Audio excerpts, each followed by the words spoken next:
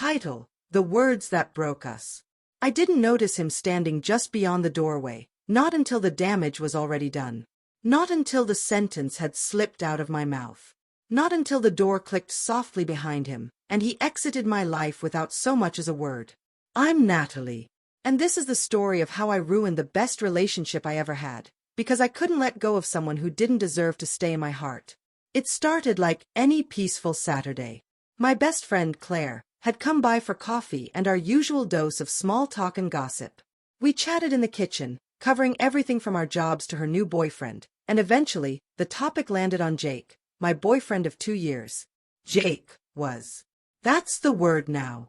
He was the kind of man who made you believe goodness still existed in the world.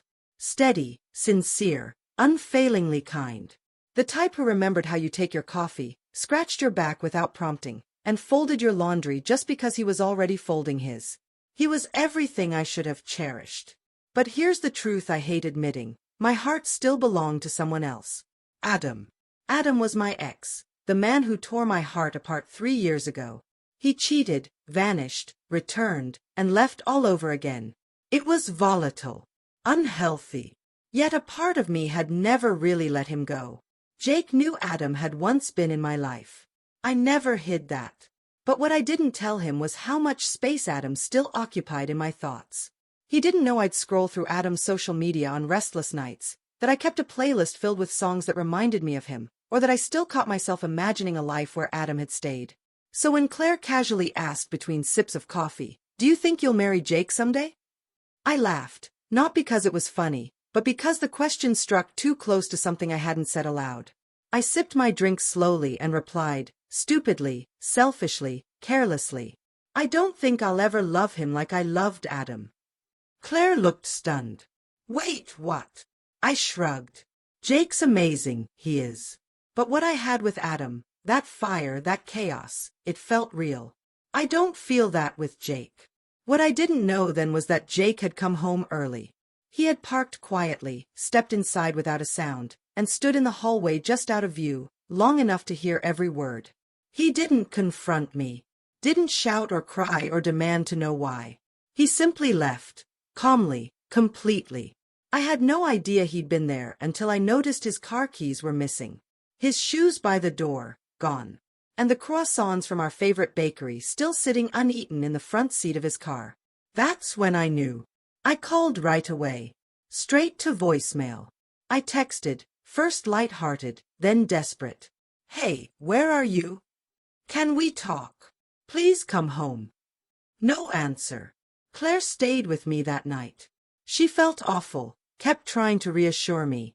Maybe he didn't hear everything. Maybe he just needed air. But deep down, I already knew. The next morning, I woke up to one message. Just 5 words. "I heard you. I'm done." No explanation. No rage. No pleading for clarity. Just the end. I crumbled. I couldn't eat. I couldn't sleep.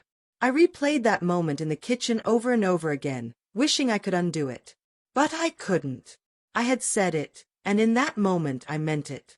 The days dragged. Jake never returned. And honestly, I understood why.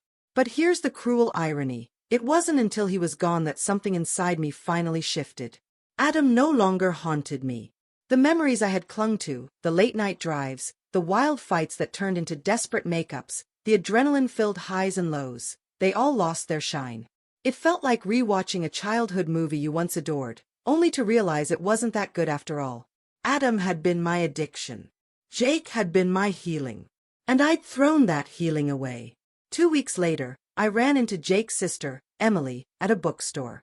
The hug we shared was stiff and uncertain. She wasn't sure whether to comfort me or blame me. I apologized. Told her I missed him. Admitted I had messed up badly. She looked me in the eyes and said something I'll never forget. "He didn't need you to love him like you loved Adam. He just needed you to love him completely." Those words hurt more than any insult. Because they were true. Jake had given me every piece of his heart. And I gave him scraps. That night, I wrote him a letter. Not a text. Not an email. A real, handwritten letter. I told him everything. How I used to believe love had to be wild and dramatic to be real. How wrong I was. How I had tried to protect my own heart, and in doing so, shattered his. I didn't ask for a second chance. I told him that if he ever wanted to talk, I'd be here. He never replied. Months later, I heard through mutual friends that Jake had moved away. He took a job at a nonprofit, started seeing someone new. Someone who, according to those same friends, makes him laugh, inspires him, and loves him completely. As for me, I'm learning to live in the silence I created. I still go on dates, but I don't force anything. I see a therapist. I stopped writing imaginary messages to Adam. I even deleted that old playlist. But I kept Jake's letter. The one I wrote too late. Not because I think he'll ever read it, or come back, but because it reminds me of what love really is. Not fireworks or heartbreak or adrenaline. Love is consistency. It's choosing someone every day without question. It's showing up. And if you're listening to this, wherever you are, please remember, don't waste your love on someone who's already gone. And don't wait until they've walked away to realize what you had. Because sometimes the most painful heartbreak is the one you cause yourself.